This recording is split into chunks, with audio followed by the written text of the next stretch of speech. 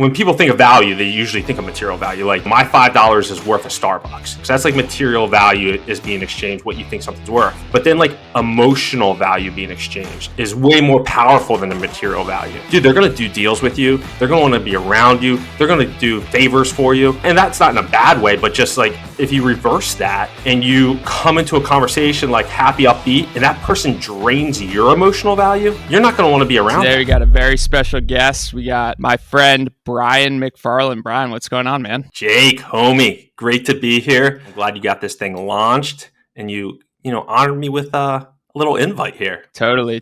So me and Bryan had some, as per every podcast, some technical issues going in with the audio output. So little tense, little stress to start the morning, but it wouldn't be a Friday morning without that, right?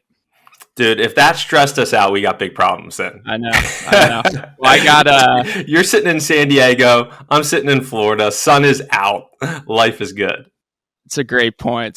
I did get the workout and sauna in this morning with a little cold shower.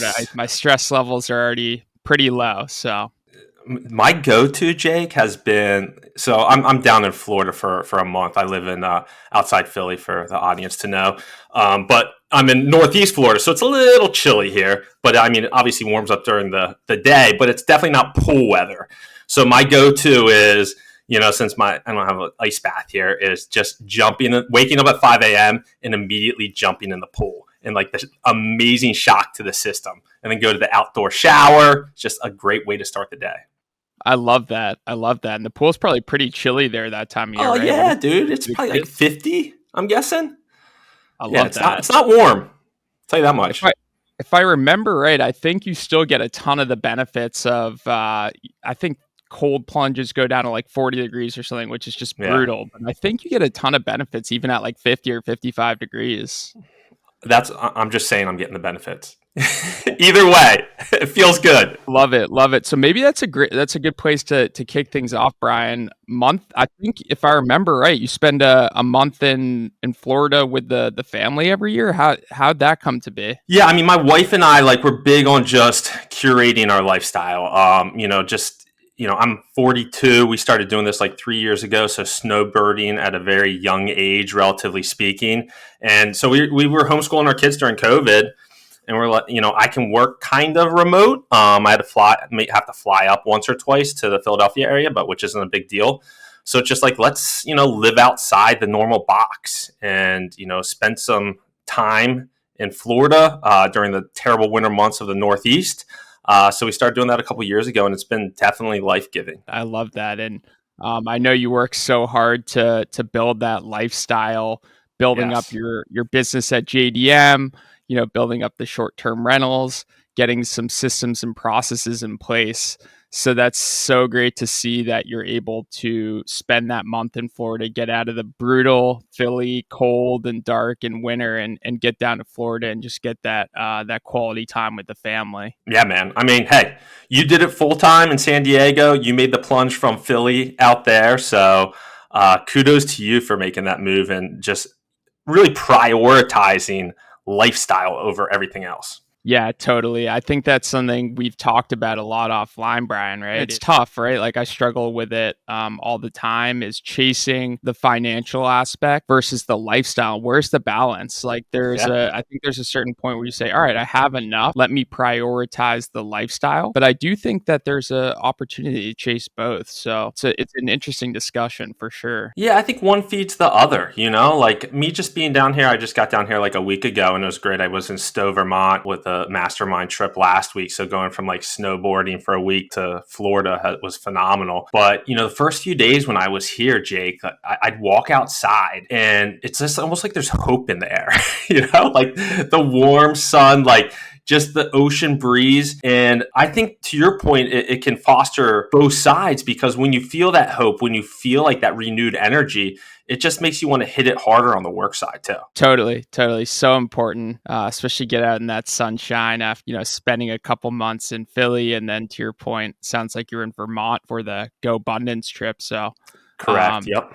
We should definitely talk about that today as well. So me and Bryan are both in a mastermind group called Go Abundance. Something I preach or talk about a lot on this podcast is just the power of these mastermind groups, and it's worth every penny and some, right? Like it's infinite ROI in my opinion, joining these mastermind groups. Maybe later on, be interested to hear how that trip went and if you had any key takeaways. Yeah, man. But why don't we talked a little bit about how you got to the point where you can spend a month with your family in Florida, right? And I just know from knowing you personally that you own and operate JDM, which is a family business. Can you give us a little bit of background on what JDM does, how you got, what you do, how you got into it, the progression of all of that? Would love to hear more about that business. Yeah, I'll do my best to explain it. I explain it to people, and most people are just like, I still don't understand what you do.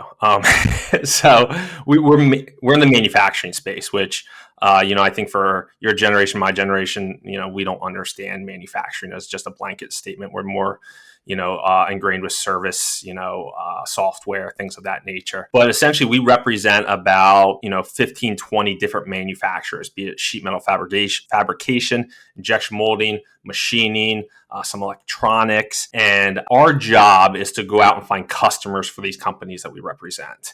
So I'll go into a division of Johnson & Johnson. They're coming out with a new medical device, and there might be like a little machined part that goes in that medical device. I'll meet with procurement or engineers, and we'll bid on that part with one of the machine shops I represent. And then our agency gets commissions from that transaction. So my grandfather started the company in 1970. My father took it over in around 1984. I took it over in 2017-ish. So it's been like a great story. I mean, we're 50 years old. My grandfather, my father really laid down an amazing foundation and base. When I first started working for our company, we represented like 8 companies. Now we're up to, 20-ish. So, I mean, we've really grown and prospered and had some good fortune over the years. The amazing thing is, it's time consuming, but it still allows me some flexibility to dip my toe into real estate like me and you have done and do some other projects that might fill my soul a little more than just the agency. Very cool. So you took it over in 2017, Bryan, and then were you working? Is this like a company you worked at straight out of college prior to actually taking over the company? Great question. Clarifying question there. So I got out of college, finance degree. If I had no intention or thoughts of going into business with my father, I wish he would have even floated that. For some reason, I just didn't think it was going to happen, or I didn't really want to, or I would have got an engineering degree. So right out of school, went into banking. So I was in banking for 6 months. So this was in 2004. So I was in banking for 6 months. And then, my father had to bring somebody on. He was at this kind of crossroads in the business. So he just floated the idea by me, and we came up with an arrangement, and I started working for him. And it was a struggle the first 5 or 10 years getting things going. But then we kind of started putting more systems in place, more softwares internally, some SOPs, and started making traction. But so I've been pushing 20 years with the company. What were some of the struggles? Do you mean struggles from a relationship perspective, working with your father and getting through that, or more so just growing the business? So it was, he had kind of a learn by fire mentality, where he's just all right, this is who we sell for, go start selling. Not hey, here's some of my smaller customers, grow them. Here's some solid leads, call them. It was straight from scratch. So it was a struggle for me because I saw all my peers, making really good money, compounding their personal businesses, or even growing through the corporate ladder. And I'm still making entry level wages for a while. And my dad always told me, though, he's just hey, you put the work in, all the guys, all my peers were ahead of me. And then I just catapulted them, in my mid 40s. Luckily, it didn't take me till the mid 40s to catapult my peers, but he was right. It happened eventually just through the process. I mean, I know you have a sales background, and eventually it hit me between the eyes after 3-4 years. Cause I was young. I was kind of dicking around a little. I'm not going to lie, that I really started dialing and having KPIs internally. My dad didn't have any of that type of stuff or any type of structure, know how to nurture a salesperson. He's just said, start working. So I just started creating my own KPIs. And once I started hitting those milestones where I knew hey, I need to make 10 calls, which you'll appreciate. I need to make 10 calls to reach 3 people. I need to reach 10 people to get 1 meeting. Okay, let's work that backwards. How many calls do I need to make in a week if I want to have 4 meetings a week? So I started learning my numbers. And then once I learned my numbers, then it was just let's go. That's awesome. And that's such a good point in sales and really anything in life. It's so important to put some sort of goals and KPIs around what you're trying to accomplish. Otherwise, you're just kind of flying blind, right? You can still accomplish some really great stuff, but unless you know what you're aiming for and you say, okay, this is my end goal, let's just take revenue, right? I want to generate $1 million of revenue. My average customer is $50,000. It takes this many discovery calls to land this many customers, and it takes this many cold calls and this many emails, and you can kind of just work backwards, and then you really can create an outline, especially in something like sales where it's all right, in order to do that at a very high level, I need to make 50 calls a day. I need to send 25 emails. I need to get on X discovery calls. And the funnel, if you hit those numbers, it's, 4 disciplines of execution, the book, the lead and lag measures, and it works. So that's really cool. Yeah, definitely.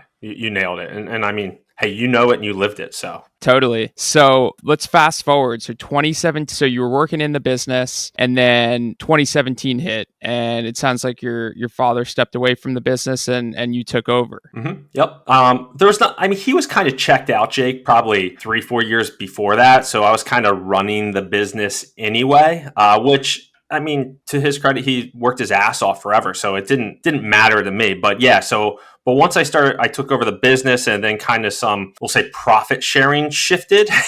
Then, I was started making a lot better money because, the commissions that were coming in that I was generating, a large chunk of them weren't going to him. I was actually keeping them for myself. So that's when I started, thinking about investing or what am I going to do with this? I remember even just our furnace going at our house and being that was 16 grand, be wow, I can buy this with cash, for the first time, having that realization is so freeing. But after, those things, it's just okay, what am I going to do next? And that's when, real estate and, other avenues started to come into my stratosphere. Yeah, let's hear about that. So you're making this discretionary income. And I think a lot of people, Bryan, would just say, oh, cool. And, make super conservative investments, right? They'd put it in their, some people, if really old school people, just keep it in their bank account or put it in a money market account, or maybe just do a traditional, index funds or whatever. That's what the majority of people would do. So how do you land on real estate? Is that something you've always been interested in? How do you decide that's where you wanted to place your money? So, I fell into it. So I was, in full disclosure, I was fire movement was kind of going. So I was all right, let's throw some cash in index funds. And I was doing that, which I still believe in. There's many legs to a stool. I still max out my 401k every year within our group of peers that we hang out with, Jake. People might laugh at that, but I pay myself through a W-2, so it helps out there. Tax advantage. Yeah, it's a tax advantage, and why not? So because it's 20 grand. But another thing is, yes, people could be doing that, or they could also, once they get that discretionary income, they start keeping up with the Joneses. So they're buying the bigger house, they're buying the more expensive cars, they're doing those types of things. And I did not want to fall into that trap. It's such a slippery slope and so easy. I almost wanted to feel like I was still poor. So in 2019, my wife and I were at the beach, and we're you know what? I think we're mountain people. We might get into it. I race ultra marathon, so I'm constantly, running mountains, running trails. So I just love, the outdoors and that arena. So we went up to the Pocono Mountains of Pennsylvania, and we got an Air BnB in this community, this lake community. And we were oh, we'll just buy a piece of land up here and park an RV. And my wife reached out on Zillow to a random realtor, which you never do. I was yelling at her. I'm your phone is just going to blow up for the next 10 days. So anyway, a realtor's hey, your Airbnb is 5 houses from this lakefront that's going on the market. So we went and looked at this lakefront property. It was actually 3 lots, even though it was listed as one. Beautiful view of a sunrise over a lake, and the house was in complete disarray. And we just fell in love. So we bought it. Then COVID hit, and we spent time rehabbing it, and started our Airbnb journey with that property. And I mean, that property, just to give some numbers and context, we bought for $275. We probably put like 30-40 grand into it, and it would kick off like $110 to $120 a year. But like we were netting like 70 grand a year. It was just insane profit on that property. So once we started tasting that income, and luckily my wife would, manage all of that, then it's just like, all right, let's get another one. This is working. And this was kind of before the Airbnb short-term rental, boom of like, that's the way to become a millionaire. Nobody was really doing it, even though that wasn't that long ago. So that's when we just started, taking that cash and pouring it into other ones. That's so cool. And I think you exited that property recently, right? So it sounds like you're in it for, call it, 280 or something like that. And how much did you just sell it for again? We just sold it for just under 700. So we walked away with like 400-ish, in cash. So, and people might say like, why did you walk away from that property when it was cash flowing so well? Every market's trying to, when I say market, I mean like county, district, township, is trying to figure out this whole Airbnb thing. The Pocono Mountains of Pennsylvania are really trying to figure it out, and HOAs, they can stick their tentacles in there and really disturb the ecosystem. So we were kind of nervous that short-term rentals would go away in this community, and our value would drop tremendously. And also, pigs get fed, hogs get slaughtered. We didn't want to, we wanted to take some chips off the table.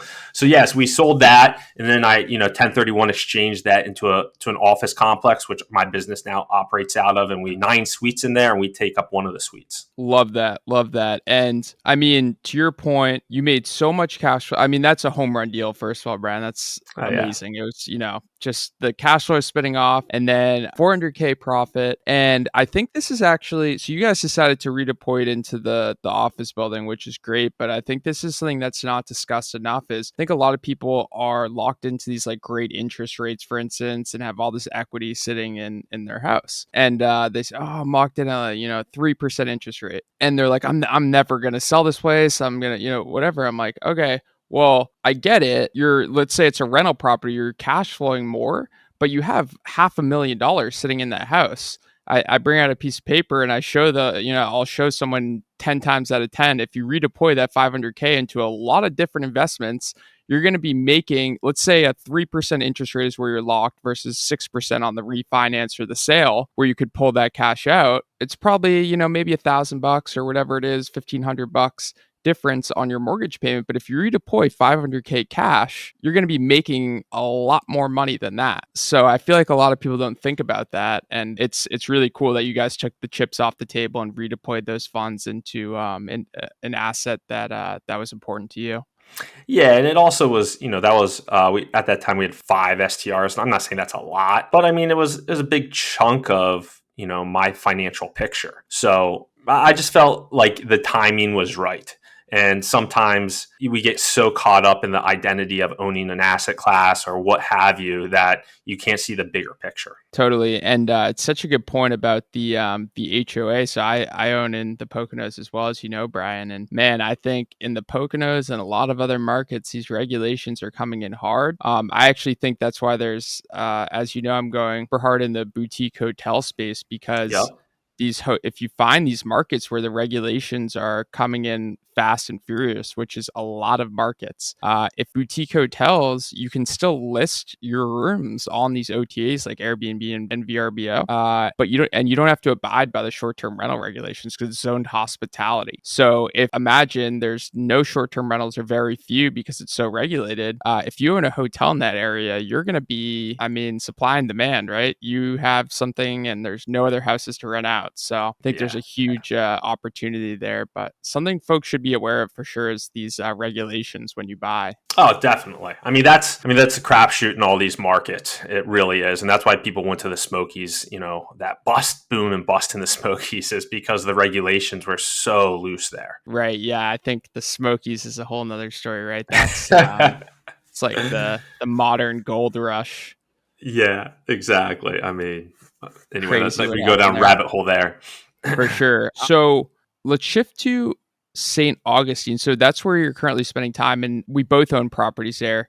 I don't know Yep. if I've ever asked you. So obviously, as a little bit of background, Bryan is actually the one who got me into short-term rentals. I had owned some long-term rentals at the time, and I always thought, oh, short-term rentals are so risky. If, things go south, this place isn't going to rent and yada, yada, which is actually true. Like, I don't know, all of our places in St. Augustine, if regulations ever came in, like, we'd probably get like pennies on the dollar for Yep. long-term rents compared to what it's worth. But a market like St. Augustine is pretty bulletproof because so much of their business and the economy is built Yeah. around it. Like it's Yep. pretty risk free. So I actually recommend anyone getting into short term rentals to look at markets like that. But yeah, Bryan got me into short term rentals, and I took the leap of faith after seeing what he was doing. And man, I caught the bug fast. And I actually jumped into the St. Augustine market because of you. You already had the connections there. It's just I was like, all right, I'll start here, and I really liked it. But how do you choose that market? So we were like, knew we wanted to come to Florida,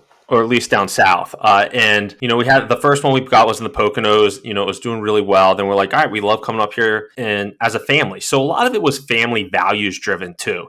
Creating experience, creating memories for not just me and my kids and my wife, but also extended family that would come and use the place and do ski trips, and that's so important. And we all remember those moments when we're kids. So we're like, all right, well, let's do something south. Do something in the warm weather. And so we were looking at the west coast of Florida, like Anna Maria Island. We came very close to, which is super popular destination. But what we found was that the numbers down there compared to the St. Augustine market were way less. And the reason is nobody really goes there in the summer. It's super seasonal because it's so darn hot. And St. Augustine, it's the oldest city or the first city in America. So you have the historic downtown, which is such a draw with Flagler University there. And then you have the beach. So it's this combination of not just beach, you have other things to do, and it's close to Atlanta.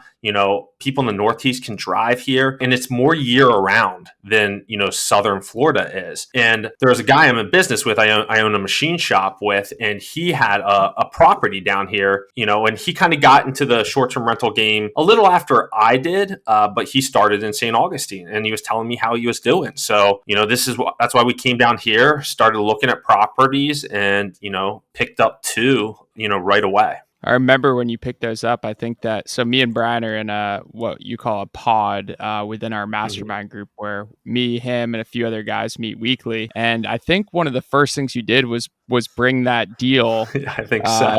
to the table. And it's funny, and it just goes to show I'm a huge advocate of thinking for yourself and making your own decisions, because I think you brought that deal to a call, and I had brought in a deal to a call, and rightfully so. There's some guys in our pod who are like, I don't know if that deal works, because from a long-term rental standpoint, it didn't work, right? And that's right when short-term rentals are really picking up traction. So it's if you're doing flips or you're thinking of from a long-term rental lens, that deal doesn't work, and it's really risky. But you decided, I think the numbers look really good, and you got enough positive feedback where you're like, I believe in this deal, and I move forward with it. And if I remember correctly, that was a home run deal. It was back-to-back houses, beach access, two pools. It just ended up being a slam dunk, right? Oh, totally. Yeah. So, this was my first, large purchase. So I was obviously very nervous and skittish going into it. And the person that Jake's talking about that was very no, don't buy it, he's in this market, so he knows this market well. Yep. He's just that's way too expensive. So, I mean, obviously that's going to make me super hesitant, but something in my gut was this property is so unique. It's proven, it's been an Airbnb for 1 or 2 years at that point. And like you said, it's two houses that are back to back, share a fence. So you can, have two families, but you're running between the properties, and there's two pools. There's a massive tiki bar right in the center. So it's just a really unique setup. And my wife and I, we immediately fell in love with the property. And luckily my wife is a charmer, and the person selling it, she's a realtor, also owned it. And she didn't want to sell the property property at all, but her husband did. So we were in the car about to leave, and my wife, Jessie, runs back in and is just starts talking to this woman. She's like, I can envision like our family, extended family coming here. And my wife starts tearing up, and the realtor starts tearing up. So, I mean, our offer wasn't the best offer, but they, sold it to us. And like, I mean, that's where I'm sitting right now. We absolutely love this space. So that's so cool. Especially that she threw her personal touch on that. And I feel like that's not talked about enough. Like, it's not always the best and the highest offer. There's like terms that matter in a deal, and then also just like a personal component, right? I think that's super important. Yes. I mean, those, and like, I've been actually talking about this a lot, Jake, recently. I think I may have brought this up on our recent pod call. I'm reading a book right now about parenting, and they talk about, you have material value. Like, material value is exchange. Like, when people think of value, they usually think of material value. Like, my $5 is worth a Starbucks, so I'm willing to give up my $5 for that Starbucks. That's like material value is being exchanged, what you think something's worth. But then like emotional value being exchanged is way more powerful than a material value. If you can have that connection with another human being and you're filling them up and uplifting them, you're putting deposits of emotional value into their bank account. Dude, they're going to do deals with you. They're going to want to be around you. They're going to do favors for you, and that's not in a bad way, but just like you're exchanging emotional value. But if you reverse that and you come into a conversation like happy, upbeat, and that person drains your emotional value, you're not going to want to be around them. And there's so much power if you think about it from the material value standpoint, but now flipping like the script to an emotional value standpoint of how much that can change your life if you're constantly going into conversations like, I'm going to make deposits of emotional value into this person. And that's what my wife did, in that conversation. I love that. What was the name of that book again? It's over right there. I forget. I'll give you it for the show notes. Okay. Go ahead. I love that. Such a great point. It's just like those little soft things just aren't talked enough about in life, but it's so true. Yeah. Like, I know every time I talk to you, you just bring positive energy to the conversation. You just bring, truly a positive energy, right? And it's just, I want to be around you, right? But there's so many other people in life where it's like, like they just literally they bring the opposite. It's a negative energy, and they're making themselves miserable, and they're making everyone miserable around them. So it's just so important. Exactly, and it's Value Creation Kids. That's the name of the book. Got it.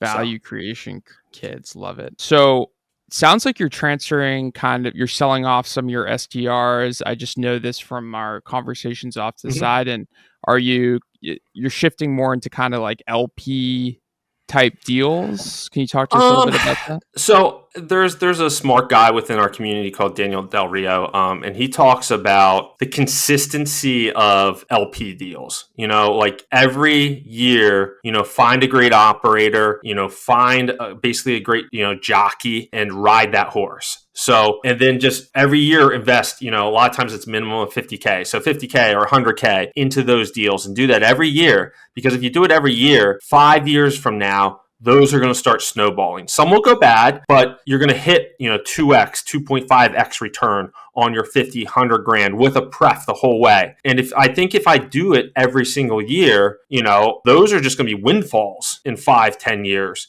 So that's one of my plays, Jake, is to continue just to do like kind of one LP deal a year. I'm also investing in small multifamilies in kind of like the central Pennsylvania market, where there's good employment around these markets, industrial, manufacturing. A lot of these properties are relatively affordable. The rents are high. So that's not really like an appreciation play. I don't think they're going to appreciate a ton, but they should be good cash flowing assets, like stable cash flowing assets. So my goal there is just to pick up, a couple of those a year with my partner. So yeah, those are the two things I'm kind of focusing on. And then also like inch wide, mile deep. I feel like the last 3 years, Jake, as you know, I've kind of been running around in so many different directions. So I'm really refocusing on my main business, JDM. I own a machine shop with some guys. We're actually selling that machine shop, and I'm also buying out one of my competitors. So that should add some revenue and some additional relationships into JDM. That's kind of what I'm focusing on right now. I love that, Bryan. And it's such a one thing I want to touch on with the LP stuff. I don't know if you agree with this, but I feel like for anyone listening, you kind of want to get to a point where you have enough discretionary income, in my opinion, to start investing in those LP deals, or just have, a high earning W-2 where you don't want to actively invest in real estate, right? So if your goal is to actively invest in real estate, I always say like get that wheel going first with your own deals before investing in LP deals. But if you have a really good paying W-2 job and like your goal is to stay there, invest in LP deals all day long, because you're getting if you pick a good jockey, you're buying into their deal that they found through their years of expertise and getting usually either a 70% of the benefits of the deal are 60, so it's usually a 70-30 split or 60-40 split, just for providing the capital, and they and getting a great return, a pref, usually a 7 or 8% pref, as well as all the benefits at the refi and the exit. So tons of benefits to doing that, and really, really cool you did that. Well, no, that's a great point. Real quick, let's stay on that, because if, let's say my wife was a high W-2 earner, I would be doing LPs all day long. But my wife has real estate professional status because she manages all our STRs. So that's where it kind of forces me, quote unquote, to continue to buy more real estate, like, now getting into small multifamily because of the tax benefits and, the bonus depreciation, cost segregations. But if that wasn't the case and my wife was, still a school teacher or did, other things, then I would just be like hitting the easy button and investing in LP deals. For sure. Yeah, I think a lot of people are like, oh, they hear real estate. Oh, I need to go buy this house, this, that, and the other thing. And it's like, if you're not passionate about real estate, you can totally get a lot of the benefits just by investing in LP deals. And it's also a really good opportunity to learn. So like, if you're giving someone a chunk of capital, you earn the right to like get some of their time and some really successful people and start asking questions like how they underwrote the deal,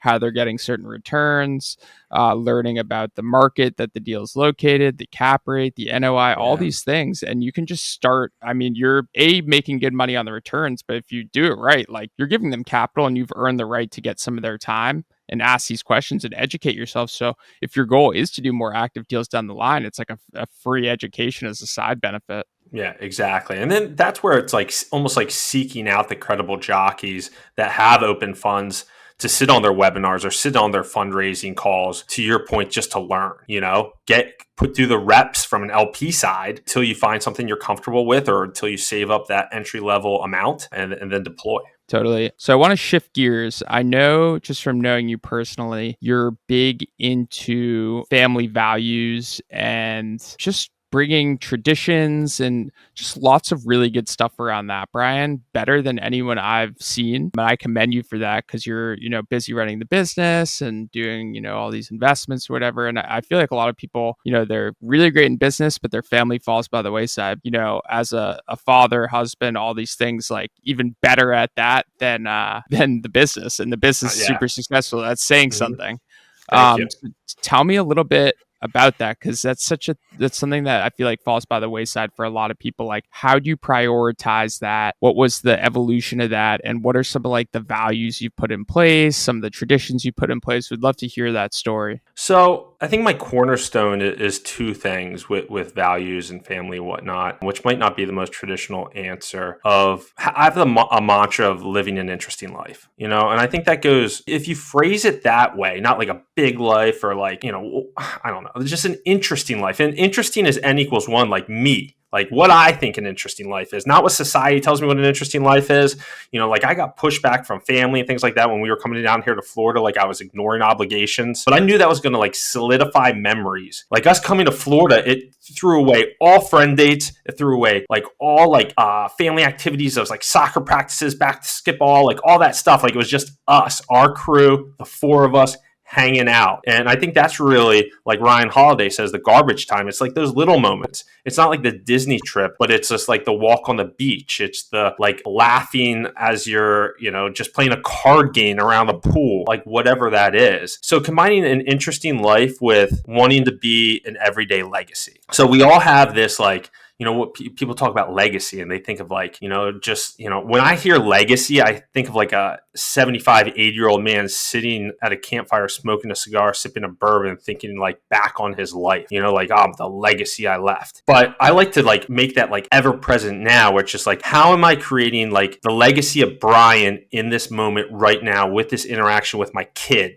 Like, let's say something happens to me tomorrow. Is he going to remember today? Is he going to remember his dad, how he showed up today, or that interaction with a friend? Like, you don't know that next time you're going to see that friend. So just being an everyday legacy, instead of like, I want my legacy to be this, whatever, you pontificate on it. No, bring it to like this moment right now. So that's kind of how I try to lead my life, make it super interesting and make it impactful through just interactions, because that's all we can control when it comes down to it. I love that. I love that. And tell me a little bit about how you've implemented that philosophy, I guess, like with your family, and specifically the like I feel like you've implemented a lot of traditions and family core values, things like that. Yeah, so we have our core values that like we have like we actually had them in the kids' playroom, and we're actually moving them into the kitchen, so they're even like more present for everybody, and it's things like McFarland's do hard things. McFarland's like eat plants, even though that sounds ridiculous, but we know that like plants are like life-giving to us. So like, and we bring those like values to the forefront to them. Like, we'll point to them and be like, hey, remember what McFarland's do? And, and traditions, like you said, are super important. Next year, we're going to start celebrating the Day of the Dead, which, the Mexican tradition, like everybody's seen the movie Coco, I'm sure, and where you put like past family members that passed away like on a dresser, and then you kind of like, you just like celebrate, like it almost allows those spirits of those people to come back in, and then you tell stories about grandfather, great grandfather. And what I think is cool about that tradition is, so it's going to make my parents who are coming to this get together, what stories are going to be told about me? Like they're going to be asking themselves that question. So it's just like, I better make these stories, I better become an everyday legacy, because one day if Bryan and his family and this tradition gets passed down, my picture is going to be up on that dresser, and they're going to be telling stories about me, And I think the impact there is just such a ripple effect. We try to be very intentional about tradition and ritual with the kids, because again, I think that just solidifies, it imprints really deep memories of their childhood. I love that, Bryan. I love that you do that. And I feel like it's almost like affirmations in a sense, right? Like if they grow up saying, McFarland's do hard things, McFarland's eat plants, all these things you mentioned, like that is now embedded in them, because it's such an impressionable age that it's just becomes a part of their identity. So that's so powerful. Yeah. And the thing is, like, they see it. Like, I run, most mornings, so when they're waking up, like I'll be coming in the door from a run. And what does dad do? He goes and makes a big green smoothie every morning, So I think like you have to show, and, your kids, like they say, they see more than they hear, so they've seen those actions, they're seeing the values. And I think that's what the most important thing is. I love that. To that point, I did want to talk about one more thing before we wrap up here, Bryan. Obviously, you're big into, I know you did like a bunch of ultra marathons. You're just very big into taking care of yourself, your body, health, nutrition. I think, what are you, 40, 41 now? 42, Jake. Thank 42. You. Well, I mean, you look phenomenal for 42, and I know just from knowing you how much you take care of your body and how important those things are to you. So just love to hear a little bit more about that, like how that become a priority to you, and what are some of like the routines and habits that you've implemented? I'm so undogmatic about my diet. So like, again, like I said before, N equals one, you're an experiment of one yourself. But I started eating a plant-based diet about 10 years ago. And for me, like I just had a ton of energy. So I didn't know what to do with that energy. So I just started force competent and started running. So that like spawned this 10-year trajectory of racing. So I've been racing ultra marathons, anything from 50K up to 100-mile races for 10 years. And usually I'm in the, front of the pack, top 5-10 guys. I won a 50K outright. So I've had some success in the sport. And the biggest thing about ultra and what ultra taught me was the power of discipline and consistency, like me being so consistent about my training and how that I was able to reap the rewards in races. But truth be told, like I don't love running, but what I was doing, Jake, and I didn't even realize I was doing it at the time. I was creating this deep self-love. Like I was proud of myself. And I think when you're proud of yourself and then you break these mental barriers by like, first time I ran a 50-mile race, like, holy cow, I just ran 50 miles. This like this ceiling you think. I just heard Colin O'Brady speak, who, was the first person to like traverse Antarctica by himself.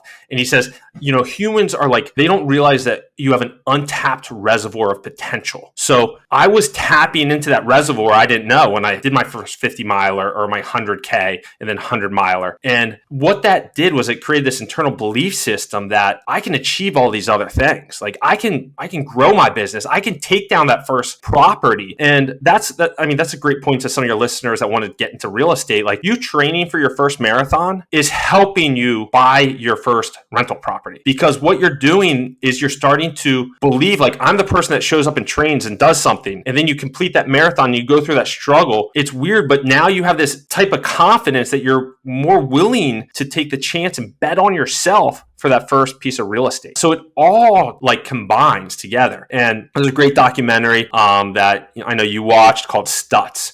And he talks in there about your life force. So when people are like trying to figure out their purpose, their passion, whatnot, it's like a pie chart, like a pyramid, like a food chart. So 85% of that life force, he argues, is body. Then, 15% is, or I'm sorry, 10% is relationships, and then 5% is self. But he says 85% is body. Like, if you want to have like an amazing life force, amazing energy, you need to be eating right. You need to be moving your bodies. You need to be like getting good sleep. All those things matter. And now, as I reflect back on my ultra running journey, I didn't realize it at the time, but I was just like creating this really strong life force that was going to then catapult me into being successful in these other areas of life.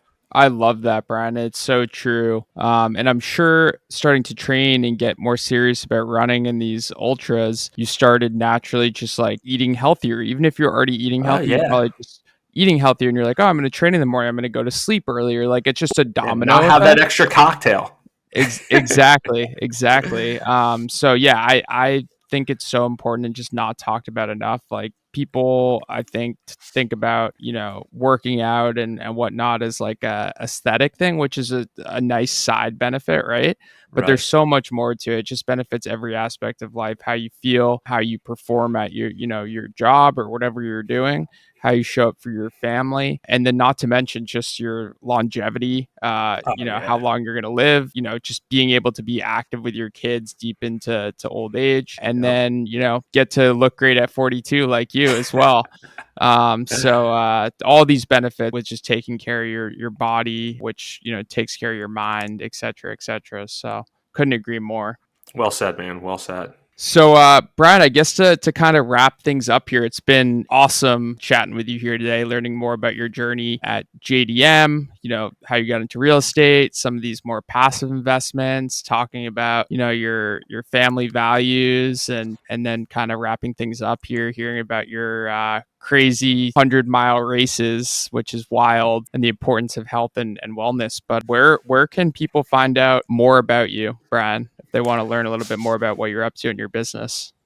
Probably the best place where, we'll have like little reels and stuff is Instagram 3x5 life. It's a little productivity product I own. So 3x5_life. So me and my wife jam on like, just things that we find interesting on there.